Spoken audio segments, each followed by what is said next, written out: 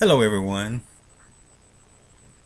Mr. Hypothetical here again to share with you for the next few minutes another recipe from the writings from Hypothetical Recipe. Let me reiterate that hypothetical means something not proved but assumed to be true for purpose of argument. A set of instructions for making something by combining various things. So for the next few minutes, or for the next few moments, I want to share with you the recipe called Hypothetical Recipe to Stop the Acquired Immune Deficiency Syndrome, in short, AIDS.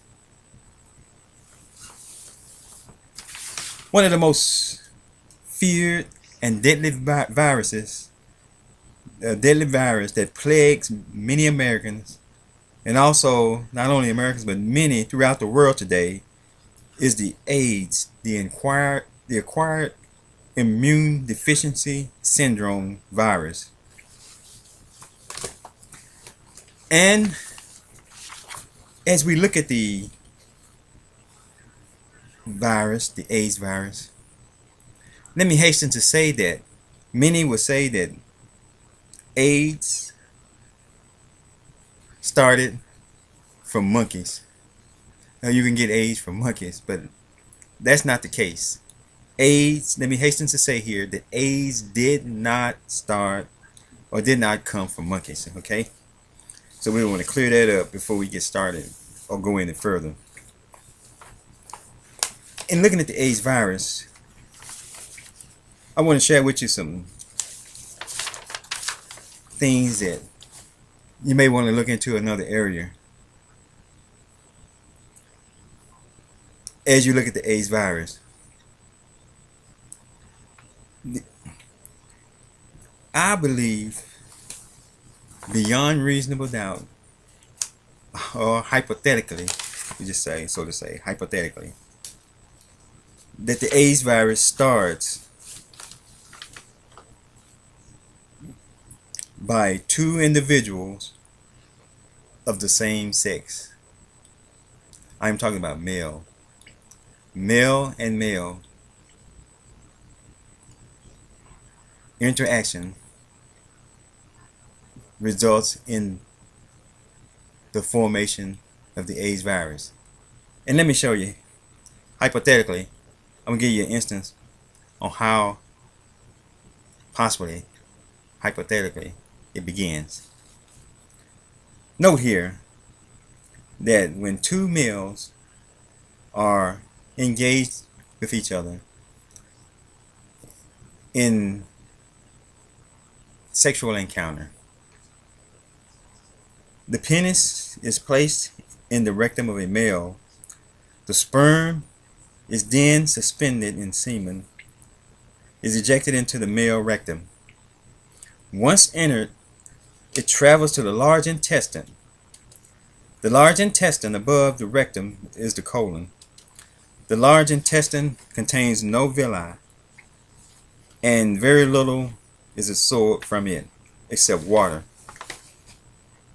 It's a storage and dehydrating organ. As this sperm is stored in the large intestine, keep in mind that the head of the penis, the head of the sperm carries the nucleus, which contains 23 chromosomes, one of which is a sex chromosome, either an X, female determinant, or Y, male determinant chromosome. And to understand what a chromosome is, let me say this to help us understand about chromosomes.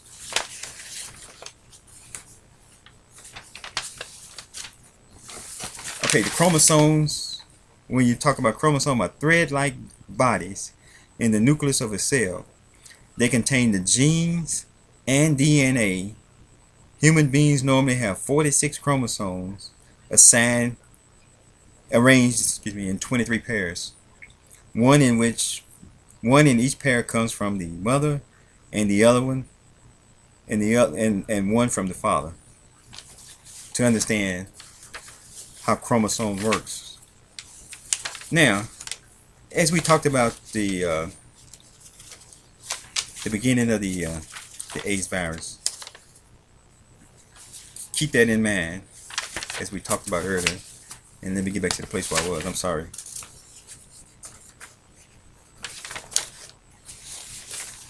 Got so many notes here. Okay, like I said,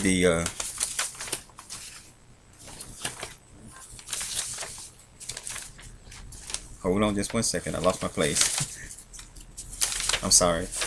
Now, as the sperm is stored in the large intestine, keep in mind that the head, as I said, of the sperm carries carries the nucleus, which contains the 23 chromosome. Note also, while in the large intestine, the sperm combines or attach to a bacteria in the intestines while there, called aerobic bacteria, because of its need for oxygen in order to grow. Much water is reabsorbed from the colon into the bloodstream. Once the combination, the sperm and the aerobic bacteria, is complete, it remains liquid. So therefore, it is absorbed into the colic veins and transported to the heart and pumped throughout the body and to the lungs. But note, the composition or the molecular structure now causes it to become a retrovirus. It is now able to take over living cells and instruct it to make virus enzyme and proteins. The body immune system is unable to resist its invasion. Finally, hypothetically, it travels to the pituitary gland, where the two hormones are secreted. The hormone vasopressin, which controls the immune system, is halted, leaving the immune system defenseless. And therefore, hypothetically, with all this taking place, the combination of the the combination of the sperm attaching itself to the aerobic bacteria now has become a retrovirus. And that's why AIDS starts. So, there are two ingredients that I want to share with you, hypothetically, to stop this from taking place. The first ingredient that I want to share with you, keep in mind that the sperm is living, is a live, or you can say hypothetically, a human being. So that's what you're dealing with. You're dealing with a virus that can think, that can move, that can just at will, because of the human nature of the genetic makeup of the virus. The first ingredient that I want to share with you to stop the spread of the AIDS virus is there must be a spermicide. A spermicide as the first ingredient to stop the virus. The second ingredient that we must have in order to stop the AIDS virus, and that is, as I stated in other recipes, the bodyguard of all diseases. The bodyguard has to be taken out, and that bodyguard is zinc oxide. You remember in other recipes, hypothetical recipes, in order to eliminate the body of zinc oxide, which we consume in our food source. And the more we consume, the higher of the levels that we take in our bodies. And we must have that eliminated by consuming what I call activated charcoal. And to do this naturally, of course, all you have to do, hypothetically, is take a slice of bread and burn it to a crisp. And that burnt, in terms, hypothetically, will turn to activated charcoal, which will absorb toxin and such chemicals as zinc oxide out of your body. And that's taking out the bodyguard. That's what I'm seeing. That's what I'm seeing when I say take out the bodyguard. So a small portion of burnt bread, burnt to a crisp, will cause activated charcoal to form, and you can take out zinc oxide, have it absorbed out of your system. It will absorb it out of your system, making it easy now for all to chemicals that you, such as the spermicide, to do its job. And then the second and the third ingredient that we must have in order to stop the AIDS virus is an antibiotic. Okay, antibiotic to control the infection that's taking place within the body. So number one, spermicide, first ingredient. Number two is take out zinc oxide. And let me say something else about zinc oxide. But why I say it's hypothetically is the bodyguard of all disease. When when dogs, they have the sense to detect cancer in a person, do you not realize hypothetically what the dog is picking up? The scent that the dog is picking up from our bodies are the signature of zinc oxide. And the dogs, when they sniff it, and you can tell when a person has a high level of zinc oxide in their system, that signature is a fishy type smell that it illuminates, and the dog can pick that up. And that's telling the individual that the person has a disease, and sometimes it's cancer. But that's what they pick up.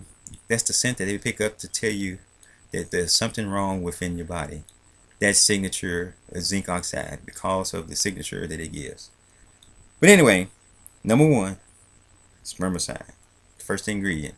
Number two, antibiotic. And number two is the burnt toast, the activated charcoal, hypothetically. And number three is the antibiotic.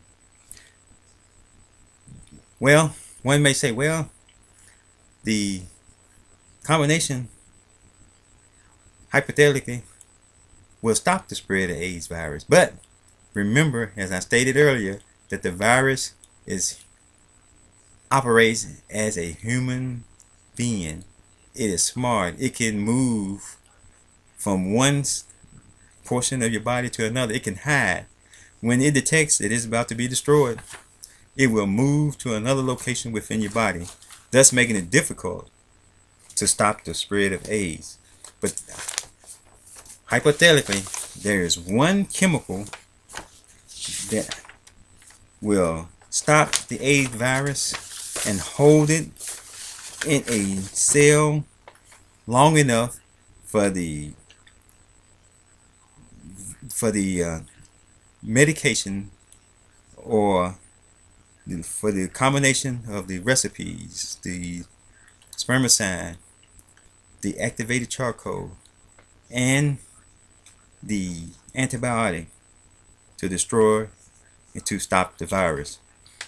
The chemical element that can stop the virus from mutating by acting as a jail cell, encasing the virus long enough so that the combination of drugs can destroy the AIDS virus completely. And that element, or chemical element, is none other than krypton. Krypton is a rare element, a rare chemical element an inert gas without power to move or to resist an imposing force inactive. Present in very small quantities in the air, also found in air 1 volume per million used in electric lamps. Krypton will hold the virus in place, keeping it inactive long enough for the combination of drugs to do its thing. And that's destroying the virus completely. This is hypothetical information. What do you think? Have a good day. Have a good night. And may God bless you. Thank you.